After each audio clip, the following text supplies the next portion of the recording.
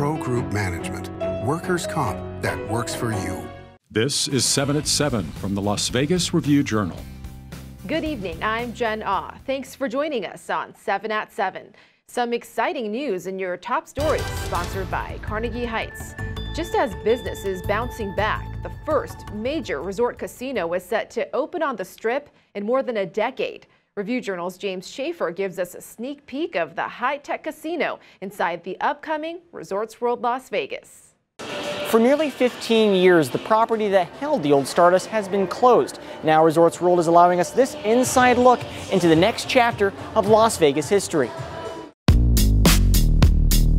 On the outside, it looks sophisticated and fun, and thankfully, the same goes for the inside. With delicate-looking decor and stylish chic design, Resorts World is one of the first breaths of fresh air in a long time for the North Strip. And as Senior Vice President of Operations said, the property is a response to the shutdown.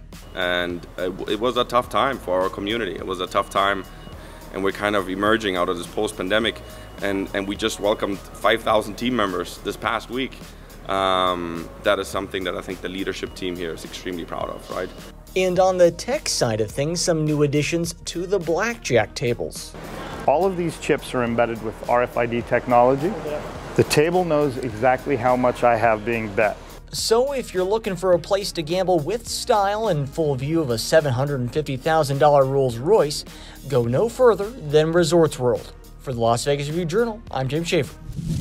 But it's not all good news for Resorts World. Fake reviews for the resort casino have vanished just before its grand opening on Thursday. Review-Journal's Renee Summerhour explains. Renee? Good evening, Jen. The property's Google review page was barred by Tuesday. A Google spokesperson confirmed the post removed, saying, quote, "Our strict policies clearly state reviews must be based on real experiences, and when we find policy violations, we take action." Reasons vary for why someone may post a fake or misleading review. According to UNLV hospitality professor Amanda Bellarmino, it's possible a guest stayed at a Resorts World or Hilton in a different location, or even another Hilton property in Las Vegas, and that is actually more common than one thinks. Though rare, there are documented cases of hotels hiring other companies to AstroTurf their online presence with bogus reviews. Resorts World averaged 4.3 stars across 144 reviews as of noon Sunday. The property also had 2 Yelp reviews. Jen? In more business news, sponsored by Bank of Nevada, Bank on Accountability. The low-fare air carrier Frontier plans to add new flight destinations from Las Vegas. 10 in total this upcoming August, including routes to Arkansas, Illinois, Tennessee, Wisconsin, and Arizona. And new job numbers are in. Nevada added more than 10,000 jobs last month. This comes as COVID restrictions loosen and tourism is making a comeback. An estimated 7.8% of the state's workforce was unemployed, down from 8%. Now to your health news, sponsored by 4M Dental. Love your smile again. The governor talks about how Nevada's private sector COVID task force made a huge difference by raising nearly $13 million and getting more masks out to the public. However, Governor Sisolak says the fight is far from over. We're nowhere near done. This morning I read the weekly Nevada hospital report, which noticed a modest increase. I'm sure you're all well aware of this, in the hospitalizations due to COVID-19. According to the report, the commonality of these hospitalizations is one thing: none of those people were vaccinated. Sisolak also praised the private sector COVID task force as it disbands, calling the members heroes. Now to your entertainment news, sponsored by DiscoverYourNevada.com, brought to you by Travel Nevada. For those looking forward to 4th of July fireworks, the new Resorts World Las Vegas will kick off with a performance by Miley Cyrus and a big fireworks show. Over in Henderson, you can watch the fireworks from Lake Las Vegas or Station Casino's Green Valley Ranch Resort. Boulder City will also have its 73rd annual Damboree. For more events, head over to our website. Now to your weather, sponsored by 1 Hour Air. No matter the season, no matter the reason, 1 Hour is here for you. Finally, we're getting a break from the triple-digit heat. We're now dipping down to the upper 70s for later tonight. The cloudy skies should clear up by tomorrow morning, but still a slight chance of rain. Looking ahead to the rest of the week, winds will also start to die down. Then, as we get into the weekend, we're back up to the hundreds with mostly sunny skies. Here's the latest in sports. Las Vegas Aces guard Kelsey Plum can officially call herself an Olympian.